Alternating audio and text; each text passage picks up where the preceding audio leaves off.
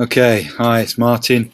Got some questions here related to using video, and I want to try and answer most of them in as quick a time I can on this video, so you've got something to refer back to and go to. So the first thing is about using YouTube. Now, I don't think I need to show you YouTube. I think everybody uses that quite comfortably, but how do you collate videos into playlists? If you know that already, then skip to the next thing, which is about embedding playlists in a blog. But here we go. Here's one of my YouTube accounts, and there you can see I've got a whole bunch of playlists. What's a playlist? It's a collection of more than one video into a bunch. So see, I've got 3 videos there, and you can set it so that they play one after the other. So it's a useful way of collecting them together. How do I create a playlist? Well, this is one way I can do it. I can search for a video. Let's search for maths tricks. One for Peter. So here you go, how to multiply in your head. I click on the video, I watch it, I check that it's appropriate, I use my subject-specific knowledge. Harry Houdini broke the boundaries of escapology. And once I'm satisfied that it's okay, I think, yep, I'm going to add that to a playlist. Now you can see I've got a couple of playlists here, but I'm going to create a new one, and I'm going to call this one Maths Tricks. And that should now have added that to my playlist. Let's refresh the page, and if I click, oh, I'm sure I did that right. Create new playlist. Maths create. Okay, there you go. I don't know why I did wrong the first time, but that's now added to that playlist. If I go to my account, the Creator Studio account, and have a look at my playlists, so I'll go to my video manager and then to my playlists here, you'll see that I've got one on maths that I've just created there. And it's only got one video in it. So if I go back to YouTube search page, Maths Tricks, I could try math, I guess. You will now see, if I look at another video, again, of course, I have to use my expertise to add that to another playlist. Okay, so now what I do is I can go back to my Creator Studio, and here we go, into playlists, and you'll see I've now got 2 videos in that. So moving on to the second question, if I want to share that playlist, see we've got 2 videos in there, I've got a share link there, I've got an embed code which I can copy, go to a blog, switch to HTML, paste that in, and then you'll see that I've now got a playlist in there. It's a bit big for this screen, but when I publish this and then view it, you will see that it sits nicely in the page. There we go. And that's not just one video, but as you can see, 2 videos nicely embedded. So that's how you collate videos into playlists and how you embed a playlist into a blog. You can also upload a video from your phone or mobile device, but that varies from tool to tool. So I'm just going to show you how to do it directly onto a machine that's got a webcam like this one. You click on upload when you're in your YouTube account, and you click webcam capture. I don't know if I can do 2 things at once, but let's just see if that's possible. Click start recording, allow your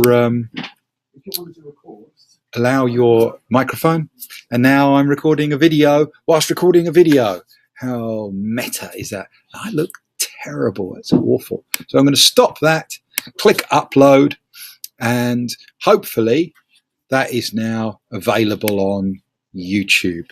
So I just call that test run 1. Okay. See, I've got my settings here: public, unlisted, private. Public is default. I don't think there's anything wrong with that unless it's something that involves personal detail, and then maybe you wouldn't be wanting to put that on YouTube anyway. If you're a little bit wary, then unlisted means you can't search for it on YouTube, which is possibly a good thing. Private is awkward because people can only see it if they've been invited by an email address that also has a YouTube account attached to it, and it's just messy. If I go to the advanced settings, notice that I can turn the comments off here. So if I turn the comments off, make it unlisted, I'm not going to get any abuse or trolling, and people are unlikely to stumble upon it. So I'm going to save that. So they're good settings: unlisted, turn comments off. And once I've done that, if I go back to my video manager and look at my videos, there you go. There's the video, test run. There's my URL. It's on YouTube.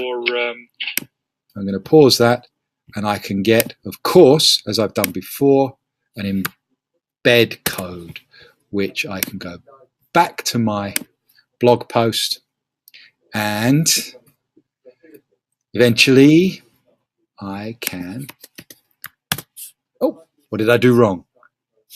Didn't put it in the HTML window. So it's just a load of gobbledygook code.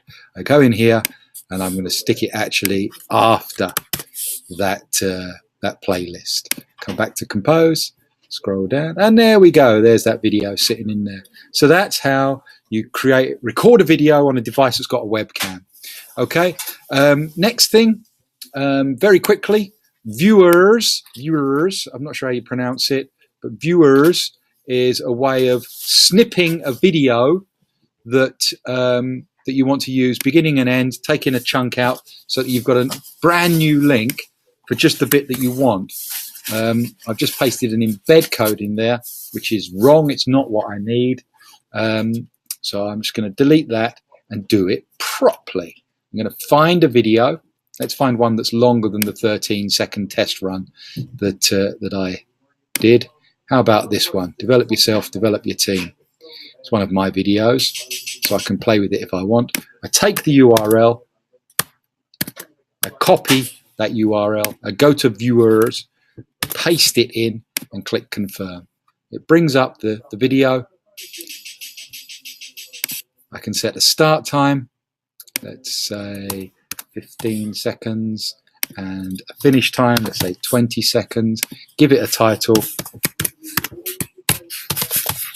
whatever you want to call it, and there you go. I've now got a much shorter version of that video. Shall we watch it? It's 5 seconds long. Okay, so there's a URL for it.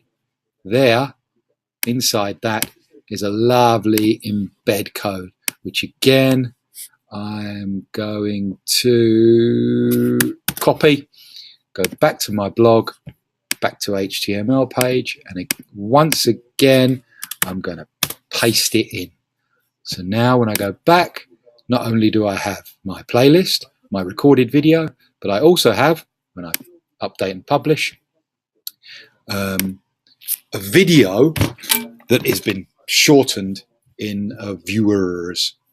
If you like the idea of being able to do that with a slide bar, see there's the video there. You can use TubeChop to do a similar thing. People prefer the interface with TubeChop. The only thing I would say about it is that I'm sure oh no, I copied the embed code again, didn't I? So let's copy that again.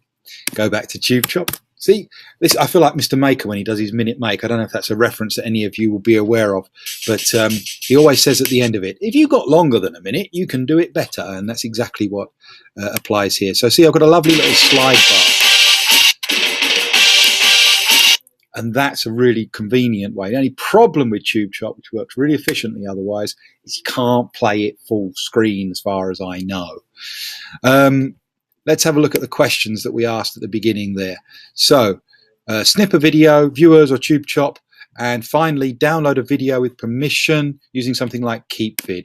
KeepVid's great, but be careful that you don't stray into the illegal. Okay, so downloading videos that aren't yours is against the law, so be careful with that. But if you have a video, you can't find the original source, or you have specific permission from somebody to download that video, say you need to use it in a place that doesn't have a internet connection. You can just paste your URL in there. Don't be tempted to click on these. That's an advert. Click download here. And what it does is it turns that video into a downloadable file, which I can then just click on here. See that? So that's how you would download a video that you have permission to download or you already own. Okay, so that was a whistle-stop tour through a whole bunch of stuff. I'm now going to put this video on here, but I need to save it first. Thank you for listening.